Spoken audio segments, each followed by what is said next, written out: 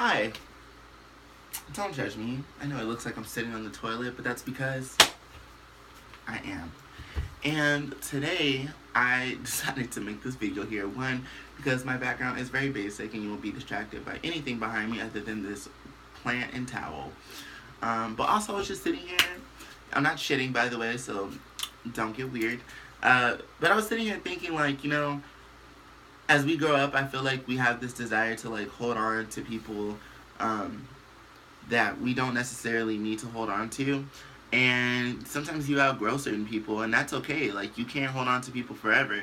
You have other people that bring themselves into your lives, and you realize that, the people that you've had in your life aren't doing what they should be doing for you.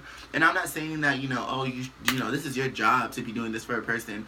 But I feel like, as a friend, your job is to, like, encourage, to motivate, to bring positivity into someone's life, whether it be through a simple joke, a text, an emoji, as easy as that. Like, really, if they don't bring that and they don't check up on you, I feel like friends, every now and then, for me, I'm like, how are you? You know what I'm saying? How have you been?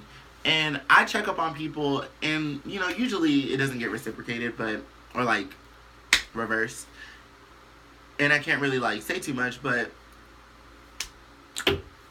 do you need those people in your life, And I know we're all busy, and I feel like nowadays it's 2017, so as simple as a text is all it really takes. And I feel like for me, it's okay to have, like, a relationship, platonic, like a friendship only through text, or like phone, maybe calling them or FaceTiming or something like that, because, friends travel, friends go live places. Like, I have this really good friend named Lauren, and she lives in Dallas. Then I can just go to Dallas, because Dallas is like a 6-hour drive for me, and my car may or may not make it. I'm not really sure, but we're not going to test that right now, because why? I'm broke and I can't afford a trip to Dallas. So, text and phone is the only source of communication that we have. Now, people are finding love through text and stuff like that, so I truly feel that it's not that big of a deal. But also, text is very iffy, because for me, like, if I'm going through something, in my life, and I get a text from someone that I've been talking to in a really long time, I feel kind of bad, because I can't give them, like, my full personality. I can't give them that full-on conversation that I really want to give them. And I also don't want to bombard them with my problems, because they don't really give a fuck and I don't care to share. So it's just really one of those things where it's like, I'm just not going to respond right now, but I'm here.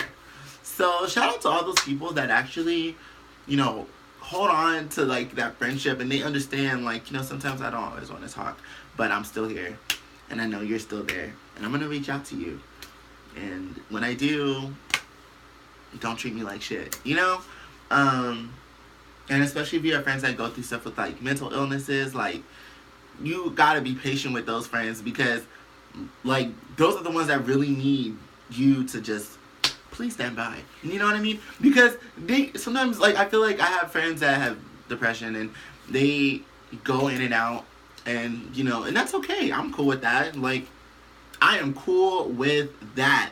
Because, honestly, like, everyone goes through a low time in their life, and you can't say when, you can't predict it, you can't expect it, and when it happens, it happens. It fucking happens, and you don't really know how to handle it, but to basically shut everybody out and kind of, like, heal yourself first, and then go out and help other people heal themselves, which really is what a friendship is about. It's like a 50-50 part. You're encouraging that other person is encouraging you to be your very best. And I know in your 20s it's very, like, set yourself up for success, make something of yourself, so that way, from your 30s up, you can feel like you're secure. But no one's ever really secure. You can get fired at fucking 50 years old after 20 years of work. I've seen it. But point being is, your 20s are very busy, and you may not always have time to go hang out with people, and you get to know so many people that you can't always give your time to everybody. You have to distribute it equally, or not distribute it at all, depending on who you're talking to. But I did want to make this video just because I haven't been on here in a really long time, and I don't want to make promises, but I would like to get back on making videos, because I have a lot to say, and there's a lot of shit going on. We won't even bring up Katy Perry's trash ass, wannabe black having ass bitch making this shitty music, which is kind of a bop, but we won't discuss that. But yeah, I truly feel like I've grown out of a few people in my life, and that's not a bad thing. I just kind of feel like I feel like I just don't have this connection with you anymore. I cringe, like, certain times, and it's just like, I don't want to be here, like I don't want to do this, you know, and I'm here because I'm like trying to hold on to this false sense of like friendship that exists, or doesn't. And yeah, so basically this whole video was to just let you know, are your friends giving you, or the people that you consider friends, are they your friends? Are they providing you that friend? Like, even if you don't talk to them for a long time and you do talk to them, you know, do you still feel like they're giving you the same feeling when you first met them, when you first thought like, man, like that's my friend, you know what I mean? Are they still providing that feeling of like euphoric happiness and just utter, you know, just, yes, like that's my friend, like come on, like let's hang out? If they're not giving you that feeling anymore, then I think it's either something you should either address, if you don't give a fuck, because I sometimes don't give a fuck.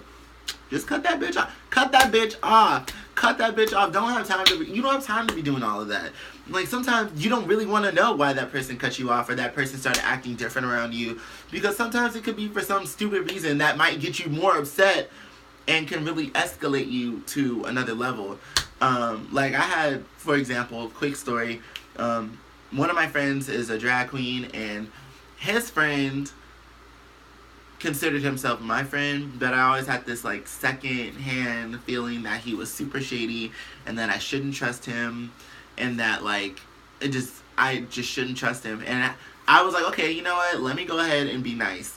And I was nice to him, and there was just times where it was really awkward, and then his friends were shady, and he would just do things without my consent, and I just wasn't really about it.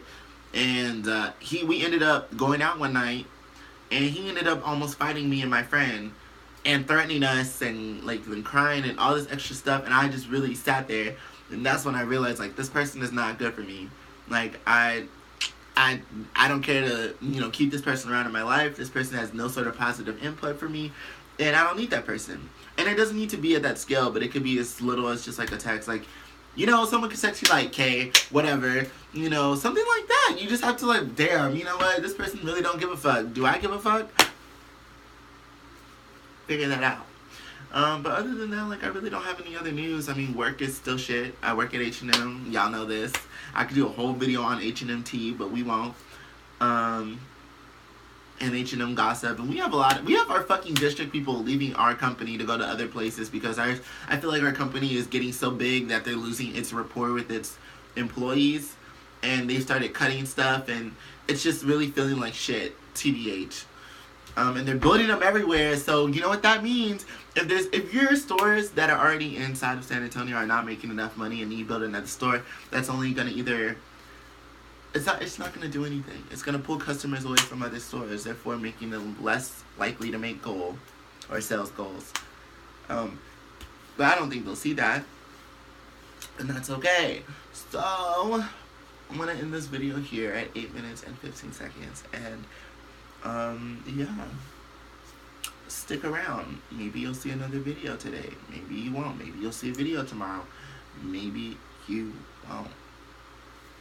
Bye.